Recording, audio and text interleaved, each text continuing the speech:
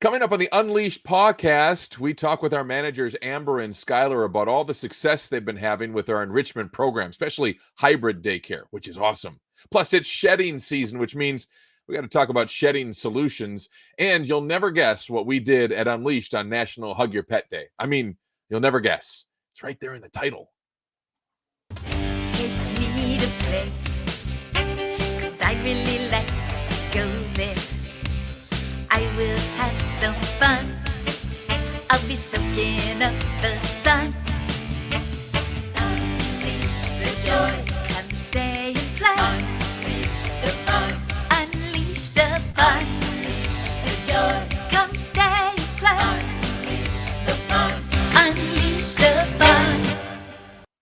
I'm Ben Larson, the host of the Unleashed Pawcast. Hope you're having a great week. We've certainly had a wonderful last month, actually. It's been a little while since we put a podcast up. Sorry about that. But, I've been busy. There's a lot going on. We had spring break. Spring break was crazy full, crazy awesome. A lot of fun with all the dogs that we had, both for boarding and for daycare, and all the special activities that you can do during boarding at Unleashed. We fit it all in. We hope that our humans who left the dogs with us had a great week. We certainly had a great week plus with all of our dogs. So that was a lot of fun. And we're continuing to truck along here at Unleashed. It's just been a great spring. We're looking forward to a fantastic summer. And as we move along, we're adding new services and new angles and new everything at Unleashed ever since our renovations were completed back earlier this year, last year. It's kind of been a step-by-step, stage-by-stage process, but it certainly has been enjoyable, and we've just been having a great time. So had a good week at Unleashed. We can share with you a little bit of what we did on Thursday, actually, this past week. So it was Thursday here, April 11th? I think that's where we're at on last Thursday. We had a good time with making some treats. Why? Well, it was just National Pet Day. So what do you do on National Pet Day? Oh, I think you like humans get treats on their birthday or any special day. Well, we're going to make some treats. So we did some homemade treats with some milk, some oats, some peanut butter, and it was a good time. So you can see some photos here, and we just really enjoyed ourselves, and not only making the treats, but then the best part of making the treats was, of course, handing the treats out to all of our pets. You can see them there, bone-shaped and paw-shaped treats. And there's one of our managers, Kenzie. Her dogs Max and Tucker were participating in the process, as you can see here, enjoying what we were doing, making the treats, and then just handing them out to all the dogs that were there for free. It was a lot of fun, and I think everybody kind of enjoyed that process on National Pet Day. Another day, which we had earlier in the week, which was a lot of fun, was National Hug Your Pet Day. And you can imagine what we would do on National Hug Your Pet Day. I told you it might be a little easy to guess, and that's right. It's hug your pet. I can see having some fun here. A lot of our staff members had a chance to hug everybody on site. Justin, here's Skylar giving a good hug. Justin again. Kenzie giving a nice hug. Hugs galore. Hugs all around. Who doesn't love hugs everywhere during National Hug Your Pet? I mean, it's pretty obvious what you would do on National Hug Your Pet Day, right? It's a good time. So we enjoyed picking up, hugging, holding, just enjoying. There's Emma and our small dog group there, hugging pets left and right, up and down. It was fun. So we certainly enjoyed it. We also don't have any pictures here right here and now, but we did really enjoy the eclipse day as well. We put some glasses on to protect the dogs. I myself drove all the way down and viewed the eclipse with my daughter. Went all the way down to Southern Illinois. I would never, ever, ever have another reason in my life, I don't think, to visit Southern Illinois. But there I was in the zone of totality, and it was spectacular, absolutely spectacular. Look, I've got to share with you, back in 2017, I tried. Dragged my family down, had a newborn son in the car. I turned into storm chasers because we went down to the Kansas City area. The forecast was pretty good for the 2017 eclipse. It turned out to be awful. Rain moved in, clouds everywhere. I'm driving all over Timbuktu trying to get to a spot, looking at the radar, staring at my phone. I think other people were doing the same thing. Almost killed us 5 times. Not. I wouldn't suggest it at home to use your phone while driving. I think everybody knows that. But I was trying to find a spot where there was going to be a break in the clouds, and we failed completely. And it was very depressing. I still have trouble talking about it, but I went a long way toward healing that, because seeing the eclipse was kind of a bucket list item for me. I was like, oh, I got to do this. The next one's not till 2045. I'm planning on being around, but yeah, you never know. So I saw that the forecast was going to be okay, and took the 5-hour drive down, saw the eclipse, saw it in all its glory, clear enough skies. It was awesome. I loved every minute of it. It was 4 minutes long. It was fantastic. And then took 10 hours to get home because everybody from the northern Midwest states drove to Southern Illinois. 90% of them will never visit Southern Illinois again, but that's what we did. And it took a long time to get home. A lot of traffic on the way home. A lot of traffic jam on an interstate highway that is usually empty. So it was, but it was good. And up here in Madison area, it was 85, 89% coverage. I don't think the dogs noticed. But it's a little dimmer outside for a few minutes, and we left some eclipse glasses behind, and I think people generally appreciate it. So anyway, that's a little look back at the week that was at Unleashed. Lots of great things happening next week and in the months ahead as well. Next month, summer approaching. I mean, just now that the weather's warming up, it's one of my favorite times of year.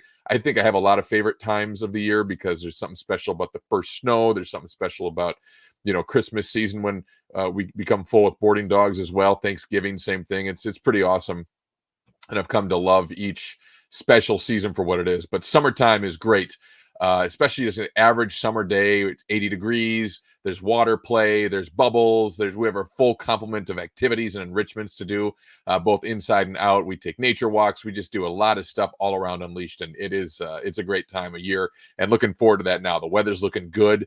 Heading from this point on forward, and we'll have some roller coasters. Obviously, we always do, but those really beautiful spring days have started to hit with a lot more frequency, and we're seeing the leaves come out, the grass turning green, all the good stuff on our 3+ acres at Unleashed, where we can really allow your dog, and let's just call it what it is. We think they're our dogs, to have a good time, to enjoy it, to go on the walks, to play outside. It's a great time of year, and really before it gets super hot, it's pretty awesome. And even when it gets super hot, we've got solutions, some shade to put up and have the dogs enjoy the summer days and misting. We have misters all around the play yards. We have pool play, so never worry about if your dog's going to stay cool enough at Unleashed. Your dog will stay cool enough at Unleashed. We have a lot of fun all summer long and all spring long because that's where we're at. And that brings us to our faux sponsor for the day, the Pawcast here, and it is hair. No, not my hair. I mean, it looks from this angle like I've got a full head of hair. It really does, and I'm impressed with that. I'm not going to look down. I can't look down. I can't reveal it. It's too sad looking up here, right up in this area. But who has a lot of hair? Most dogs. And so dog hair. Tis the season, right? Speaking of seasons, it is shed season. I have 2 Goldens at home. We switched from carpet to hardwood floors in our main living room about a year ago. Thank God. Because wow, to see all the hair that comes out. We have one of those Roomba vacuums. It goes automatically every day. We empty that thing, honestly, twice a day into the garbage. Tons of our golden hair comes out now when the sun hits it just right. Look at these pictures. I mean, this is what our house looks like. And if you love dogs, which I would think you would, unless, what are you doing here on the podcast? What are you watching this for? What are you listening to this for? You'd see the pictures I'm showing. We've got lots of dog hair, and that's just the start. Dog hair galore. And we can have a solution for you here at Unleashed, which I just love. We've added this since we did our renovations. We've got shed control treatment, and it is something that you should really take advantage of, not only this time of year, especially this time of year, but all year round, because dogs shed all year round. It's just a little more enhanced, shall we say, as the spring, winter moves into the summer, and you have all the dog hair all around like we have at our house right now. Probably no different for you. I should be, having our groomers and our staff doing shed control for our 2 Goldens, Buster and Toby. I mean, what am I doing? They are going to next week, just so you know. But we can take all that hair, a lot of that hair. I won't make crazy promises. Most of the hair, or a good portion of that hair, that is ending up on your sofa, on your floor, on your bed, all over your carpet, all over your socks, in the laundry, everywhere. You're breathing it in, whatever the case may be. We can take so much of that out and have it land on our floor, where we'll clean it up because we have a facility designed for it and ready for it, and we vacuum it up and get it out of there on our floor, right? That's the whole point. And so we have this 5-step process, and I got to show you this to start, this is a video of Kenzie doing the shed control process. Now look closely. This is step one, the pre-blowout. Okay, and that's before the dog even gets gets wet. We have the dog get in the tub, and you can see I want to say this is Jasper if I remember right, but a Pyrenees mix, right? Hair galore. And if you look closely, you can see the hair flowing around. See the chunks of hair there. That's all the hair. We're just getting out by putting our high pressured forced air blower on there. This is warm air, so the dogs are generally fine with it. If you kind of stay away from their ears and stuff, they're fine. We also have a towel that can wrap around your dog's ears if they're sensitive to noise. So we can do this, and we can get a lot of that hair to flow out onto our floor just to start, which is pre-bath, pre-anything. And then we move on and along to the bath and the special shampoo. We have shed control 3-step process within the 5 steps. The special shampoo, it is a shed control. It's meant to loosen more hair that's ready to go and pull it out of there. And then the special conditioner, we rinse, we put the special conditioner on there that aids the shedding to come out on the spot there, which is awesome. And then we take our special brush. Ever heard of Furminator? That's what we use, or other special brushes. We have several tools depending on the dog that we can use to get the hair out. We do a thorough brush out, taking our time. We're trying to remove all the hair that wants to come out. And there's a ton of it for a lot of dogs. You talk about undercoats, you talk about certain breeds, anywhere from, labs. I mean, you don't think about it if you don't have a lab much, but all of a sudden I get people coming in saying who have labs, like, there's lab hair everywhere. Yeah, because again, every dog pretty much is shedding their coat this time of year. And again, like I said, it is this time of year for sure, but it's all year round because animals lose hair, humans, animals, whoever, but dogs certainly going to lose hair in your house. So we do the brush out with our special brushes depending on your dog. And then we finish with an ultra vitalizing mist spray, which also helps promote the hair to be healthy all the way down to the skin, and then will promote detangling. If you have a dog's coat that does tangling a lot or gets matted, the vitalizing mist spray will help with that. And then it will help for future shed control treatments as well. It's not something you just want to do once a year or once in a great while. You should be having your dog in for shed control treatment, especially if you have a longer haired breed or a double coated breed, once every couple of months, once every 6 weeks, whatever's comfortable for you, but it should happen with some frequency. And then we can help your issues at home. We can help take away this hair from all of your stuff, your floors, your couches, your coaches, your coat, I'm getting excited, your clothes, and take it away from all that stuff so it doesn't end up clogging your washing machine. When you put your clothes in your wash, it doesn't end up on your bed pillows. It doesn't end up breathing into your nose. We can get a lot of that removed. Not all of it, obviously. That would be impossible, but a lot of it, a lot of the loose stuff. So check out Unleashed for our shed control treatment, especially this time of year, but really all year round. So we will have Amber and Kenzie on in a little bit. I'm excited to talk to them about their experiences thus far. We've been doing our enrichment daycare program. We call it as a broad program, Daycare 2.0. We've been doing that since the first of the year, and we're really starting to build on it more and more, have success stories with it. We have all these options for enrichments and special ways that we can take care and individualize daycare to make it the best fit, to make your dog have the best day that your dog can possibly have at daycare. And I just love what we've done. I look forward so much more to what is in the future, because we're going to roll out more programs kind of that fit within the whole model. And we just had so much success and so many happy humans and happy dogs, more importantly. I just love it. So what I want to do is talk specifically about our biggest part of our biggest program within the program, our biggest daycare day that is the best fit.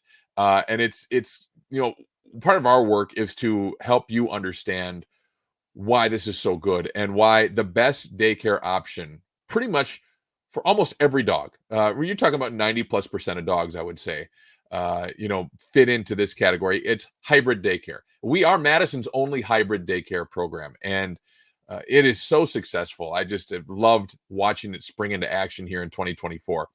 Why is hybrid the best? It's if you had to choose an ideal daycare program for your dog to have the best daycare experience, what's best for your dog, and your dog is good in group play. That's the other caveat to this is if your dog's not good in group, we have a solo daycare option, which we will talk about more and more as well, because I think it's vitally important if your dog has either been kicked out of daycare or you've just never tried it because you've taken your dog to a dog park and you're like, I don't feel good about this. We have an option for you, and it's solo daycare. But today I want to talk about hybrid and why it is such a great fit. And it is just the number one option for your dog. Most dogs, again, not like most humans, do not want to 8 to 10 hour day where they're just constantly around the same 14 people, right? Because our daycare groups are 15 to 1, and they don't want to be around the same 14 other dogs the whole day, right? They get tired. They have a great time playing for probably 3 to 4 hours, and then they want breaks and they want to chill, but they also there's still the rest of the day to go. So what do? Hybrid daycare. That's what it's all about. You get your dog the right amount of socialization and playtime, which they love, but then they need a break. And in the afternoon, or sometimes for some dogs, it's good to do it in reverse order, where they start with a couple of enrichment activities to get some mental stimulation out of their system, and they're better at that point going into group for the afternoon. It's just either or, right? And so they'd have a half day of structured daycare where they're with a human and 14 other dogs. They get a lot of play, socialization out. They burn a lot of energy off. They've had a great experience, and then they can rest. They can come in, quiet spot with a bed, water, blanket, and they can rest. And then a couple of different times over the next 4 hours, we pull them out and we do an enrichment activity. So what is an enrichment activity? I'll skip down here quickly and show you what one would be. And that would be, there we go. Agility. If you're listening to this, I'll just read it off. But agility, a slat mill, ball pit, snuffle mat, puzzle, scavenger hunt, walk, playing fetch, one-on-one time with a human where you're doing a mentally stimulating activity. And if again, think about yourself in your own life. If you're busy at work, or you have a desk job, or you're having to do your taxes at home, it's tax season, right at the end of the tax season here, and you've had to concentrate really hard, even if it's only for an hour, you're tired after that, right? You need a break after that. So the same is true for dogs. We pull them out. They've had a break from socialized and activity, having a high activity and exercise for the morning. And they come out and they'll do an enrichment activity with us. And then after that, they need another break because they've been mentally stimulated. And we choose which activities are best. You'll have a treat motivated dog, obviously, that might do better with snuffle mat or puzzle, where they're trying to sniff out those treats and really use their brain and nose to find treats, or scavenger hunt. Scavenger hunt's really popular, and we've really had a good time with that one. Finding treats around the room. People really have enjoyed that one.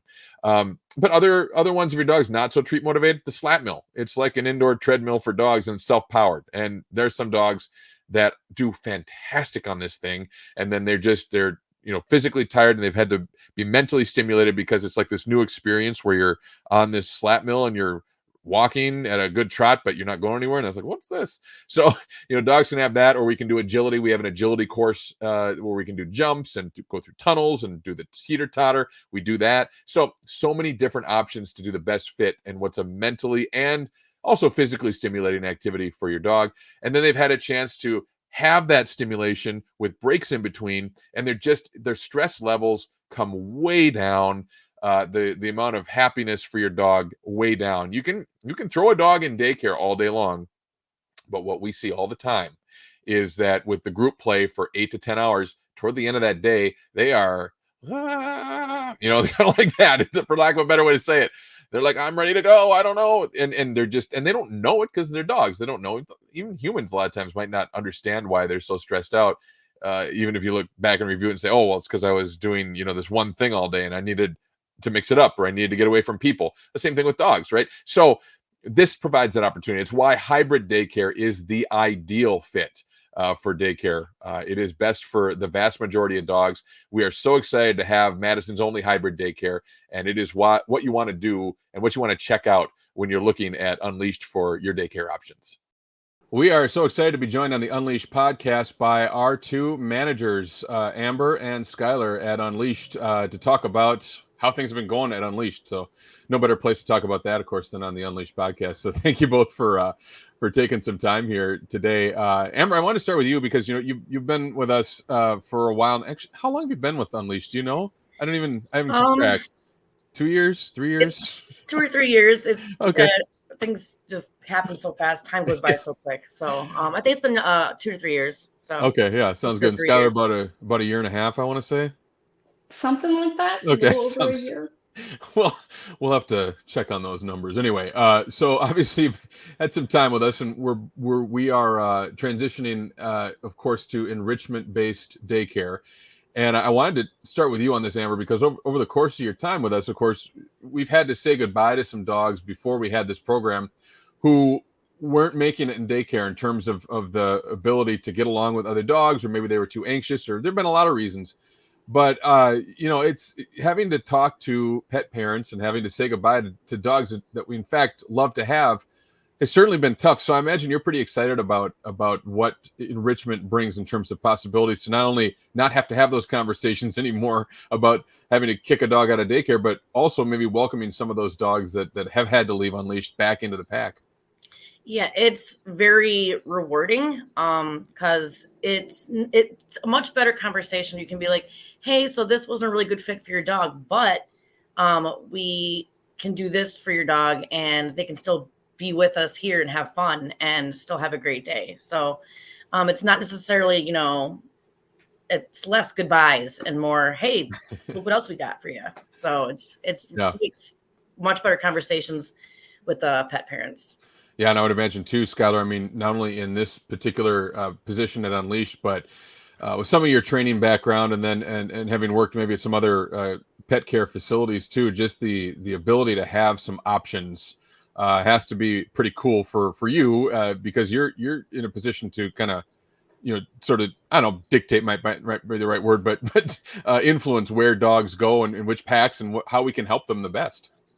Oh yeah, for sure. I mean, having all of these options for dogs is fantastic because almost every dog can benefit from having some sort of enrichment, whether they're older, younger, extremely crazy, low energy, just all over the board. Everybody can benefit from it. So having these options is fantastic. So let's talk about we'll get to some of the individual enrichments and how they've been going in a minute, but I want to also talk about our structured daycare in terms of the actual activities you can do with the pack members. Skylar, I mean, you have a chance to get out, in the middle of the morning and run activities with the group, whether it be bubbles or group sits or red light, green light, or all kinds of different activities where you have the chance to interact with the play group. Tell me about how that's changed the morning a little bit at Unleashed and what your experience has been with just in terms of the structured group activities. Yeah, so in your normal daycare, dogs are they're there. They are running around. They're endless energy. So what's great about the structured daycare is we can kind of help focus their mind on one activity, engaging with a person, engaging with a small pack of dogs. It's not as overwhelming for a lot of dogs. We also have quite a few dogs that they aren't huge on playing. So having these activities gets them engaged and moving and just not being a little wallflower. Yeah, getting them involved a little bit certainly helps, and I think there's a lot to that. And one of the things that I don't know that I always understood or thought about too much, I should say thought about too much before we got into this would be the fact that if you start doing some of these activities with the dogs, Amber, you probably experienced this in the afternoon a little bit. There's a chance for a greater bond between handler and dog, which is kind of cool because when you actually have a focused activity to work with some of these dogs on, you actually have a chance to develop a better bond rather than just kind of being a babysitter.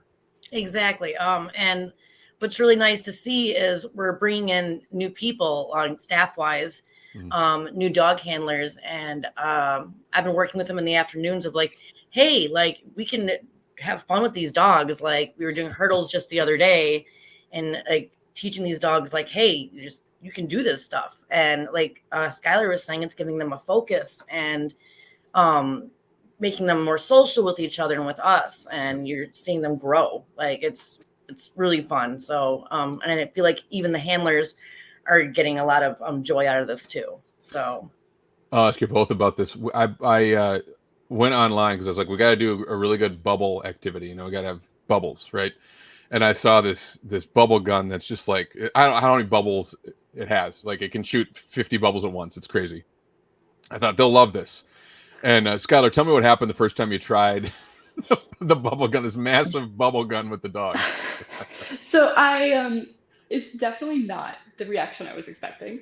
A lot of them were taken back by it Yeah. because it was just so intense. But after they kind of realized what was going on, a lot of them had fun with it. But at first, a lot of the dogs are very overstimulated by that many Yeah, bubbles. they were like, whoa. I love it that hopefully they get used to it, because we're definitely going to keep trying it, but that's part of the experience as well. I think is kind of learning what works really well, what needs some work, what doesn't work at all. We've I think in terms of some of the manners training, we've been talking about it, and as we go along, I would imagine that we're going to split the dogs into maybe smaller groups, but there's an opportunity, and Amber, I'll have you comment on this, to work in groups and really get the dogs some better gait manners, because that's probably one of the big issues that all daycares have, is that dogs get really excited when you're coming in and out of the play yard at the gate, and trying to have them work on their impulse control and their ability to be good with each other at the gate is a big step in sort of the development and in understanding how to be the best dog they can be in group. But we're going to probably have to separate them into smaller packs in order to execute that well. But that's certainly one of the things that I imagine you and Justin, Kenzie in the afternoon will be working on here. Oh yeah, because the gate can be a very high energy, very anxious like area, for the pack, and we want them to just calm down and take their turns, take a step back. Like, they need to understand there's the space in front of this gate that we need to have control over, and it'll help prevent like dogs getting cranky with each other, at the gate, stuff like that, because they all want to go first. So They do. Slowly over time with progress, we're teaching them this in the afternoons, especially when it's time to go home. Yeah, that's the key. I mean, obviously, right? You get late in the afternoon and they are ready to see their pet parents again, and they get super excited. So there's going to be some good work that goes into that, and again, things like impulse control, patience, controlling that stimulus is going to be key. And to that point, Skylar, I wanted to talk to you a little bit as well about kind of our process. If people don't maybe understand how we go about doing this, you whether it be with an existing pack member who's been coming to us for years maybe, or if it's a brand new pack member, we have been engaging in a process of sort of evaluating what type of enrichments would be good for dogs, because and we get into this a little bit, but actually the vast majority of dogs are probably going to do better in a situation where they get some breaks and maybe get a chance to do enrichment activities away from the pack. Now, it doesn't have to be that way. We're not requiring that, but we are recommending it for a lot of our customers and pet parents, because a lot of the dogs we can see can benefit a lot. So why don't you go in a little bit to how you've been doing the evaluations, what you've been finding in terms of the results, but also how you evaluate all of our dogs, whether they're, again, new pack members or old pack members, for enrichment, and what would be best for them. Yeah, so a lot of it you can see while they're out in group, just kind of their body language around other dogs, how much they interact with you as a handler versus the other dogs, if their energy levels are lower. All of this kind of plays into what I would recommend for enrichment. So for your older dogs, it is crucial to keep their mind moving. You've got doggy dementia, it's a thing. And so you want to keep their mind sharp, and you want to have them engage in their natural instincts and figuring out puzzles and using their nose. And then you have those extremely hyperactive dogs that they don't know what to do with themselves. They don't know when to stop. They don't know when to go. Like, it's a bit of a mess. And so some of the enrichments that I would recommend for them is they also benefit from those puzzles and the snuffle mats, because it can get them to slow down a little bit, which is vital for a lot of the dogs, because having nothing but go, go, go it's going to cause anxiety. But we have plenty of enrichments that still burn off energy, like our slap mill. Like, it may seem like they're just running on a treadmill, but it's a lot more than that. It's that bond between the handler and the dog, and they have to be thinking about what they're doing. They can't just go. Mm-hmm. Mm-hmm. Yeah, I think that's key. And it's pretty cool. And we see a lot of times too that that dogs are, you can tell that it's been a truly enriching, 15 minutes, if even that, on the slap mill. A lot of times they've just had a great experience. They're tired mentally and physically, which is the whole idea. And again, not to overdo it, but they've been enriched. They have that whole thing going. Amber, let me ask you this, because obviously you're predominantly working in the afternoon with a lot of these dogs that have had the morning run. They've been out with the group in the morning, and we talk about it all the time. There's definitely pronounced differences with the way the pack or individual dogs will act and behave in the afternoon as opposed to the morning. So tell me a little bit about what your experience has been with that. Yeah. So, majority of the time you're going to get certain dogs that, they're like, all right, happy and excited in the morning, like they're playing, and they're really getting into it. But then like by the afternoon, they know that's when the anxiety kind of hits some of the dogs, where they know like, oh, my parents are going to be coming soon, Now they're focusing on that. And that's where this anxiety is starting to build in them. Then some dogs may start to get cranky, or some dogs are feeding off this from each other. And so that's why like stuff like these enrichments, or the hybrid daycare that we do is good for these dogs, because in the afternoon you're taking them out of that space and focusing their energy on something else. So they're not thinking about what's making them anxious, or if they're being overstimulated, like kind of like put the brakes on a little bit and refocus. And it's very beneficial for the whole pack, because they will feed off each other's energy, whether it be good or bad. So that's how it's beneficial for those dogs. And I would add this, because of some of the research that I was doing, leading into implementing these programs. I was even taken aback by, and that is that the predominant thought is that maybe 5% of dogs thrive in just going for the whole day in a group. That they can, they have the energy, and they're sort of like the alpha, pack leaders, that sort of thing, where they are just fine to play all day and be super stimulated by the whole group the whole day. And really, again, maybe 90 to 95% of dogs need those breaks. Does that line up, Skylar, with what your thought is on that, or what we've seen at Unleashed? Oh, for sure. I mean, just to compare it to people, like about halfway through the day, I'm done with people. I want to go read a book, be by myself, do something that I find enriching. Because I can't imagine being at a party for 8 hours. Like, even if you're the one just sitting there, the amount of energy that's flying around you is extremely draining for some, at least for me.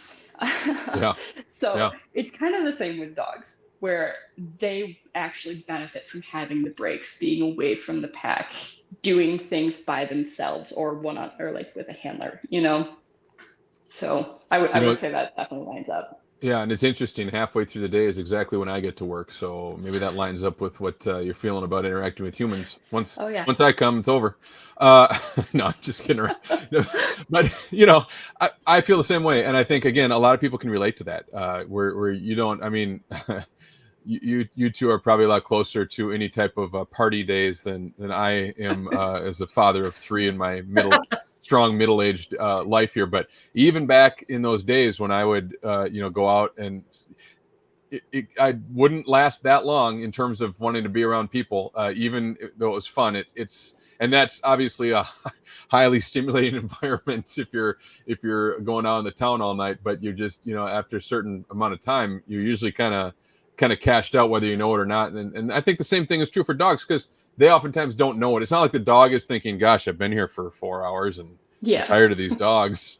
They just react, right? They react in a certain way, and it's our job to kind of help steer them in a way that's going to allow them. And here's the other thing too to keep in mind is that the one thing we really want to impart to our pet parents is it's not a negative. It's not you're one of the dogs that we have to pull from group and put in this hybrid program because you're not meeting the standard. That has nothing to do with it. In fact, it's the rare dog that can even go the full day like that. It's more, hey, we want to help your dog thrive. That's what this is all about for a lot of the dogs that we're going to recommend hybrid daycare to. And that again is where you get the half day of play and the half day where you get some breaks and then you get some enrichment activities. That is hybrid. And it allows for a much more stimulating, stress-free. I guess the main thing to think of, Amber, would be de-stressing, right? Allowing for some of that stress to not be present, and de-escalating that so that the dog can go home and be spent and enriched and stimulated, but not stressed out, right? Exactly. Yeah. Yeah. That's what the pet parents are looking for. They want their dog to be tired and all this at the end of the day, but have had a good day, and have a good experience. So that's our goal. And I think we're really doing a really good job with a lot of these dogs, and having a lot of success with certain dogs who don't pass the full evaluation for daycare. And so when we're putting in these other programs, we're seeing a lot of really good things.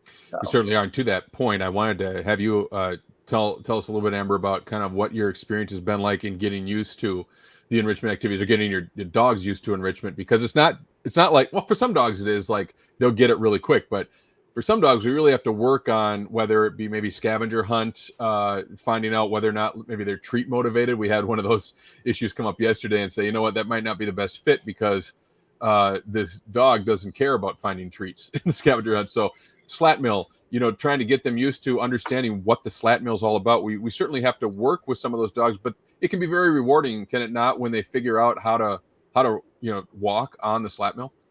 Oh my God. That's one of my favorite enrichment activities, is that, as well as the ball pit, which we'll talk about later. But the slat mill, it's really awesome to work with a dog and seeing, like, building their confidence, first of all. And Skylar's been doing really good with Max, the German Shepherd. He's a process, because he was really unsure at first. And, it's all about the confidence building. Yep. And when you see the change in them, and you see them get used to it and actually are using it, and they seem very happy. And I think even for them, they feel rewarded. It's like, oh, I can do this. So it's really awesome to watch. Yeah, it goes back to that confidence building, doesn't it, Skylar? Where you're giving a dog something new, and it's a feeling of accomplishment. Speaking of Max, why don't you talk a little bit about that, or any other of the dogs that you had in mind, in terms of how you had to work with certain dogs to get them that confidence to really excel at doing enrichments? Yeah, so a lot of the enrichment material is new for dogs. Like 95% of dogs have never seen a tunnel for agility. It takes a lot of building up and just being like, this is okay, this is going to be fun, keeping your energy up so that way the dog can feed off of that. But I've definitely had quite a few dogs that, I'm glad their parents didn't get discouraged when I said first time it didn't go so well. Right. Because Max, that German Shepherd, is doing so well on the slat mill now, and I think it's extremely beneficial for him. But if you were to watch him the first time, it was not, like, you wouldn't think that he would enjoy it. But tell me, was he like just putting the brakes on? Was he like laying down? What was he doing at first? Yep. So just the fact that the floor was moving underneath him, you could tell that his anxiety levels were very, very high. He was panting and he was laying down. He would not move. He kind of did the starfish where he's like, those are brakes. Yeah. And so we spent a lot of time of just getting on and off the slat mill, like just letting him realize that this is okay. You're not going to be stuck on here. The floor isn't going to be moving underneath you. It's not going to be ripped away. So we started off with just on and off and on and off. And once he was good with that, we started, well, for him, it was more of a crawl than a walk, but we started to progress after that. I love it. And some confidence getting built. Just that's what it's all about. And I just think that's really cool, and gives him, again, a lot of anxiety with a dog like Max. Very just natural to the breed, right? German Shepherd. I mean, it's just going to happen. And this is the opportunity to work through some of that anxiety, build some confidence, give a break from group. And just, again, he's in our hybrid daycare. It's just a great example of a perfect fit for hybrid, which we love to see at Unleashed for sure. There are dogs that we've had to turn away in the past. There's dogs that other daycares have turned away with no no option, right? And we can finally give dogs that option. So, Amber, I want to just ask you about that and your thoughts on being able to bring some of these dogs again, not only previously at Unleashed, but maybe other places that did not have a good daycare experience.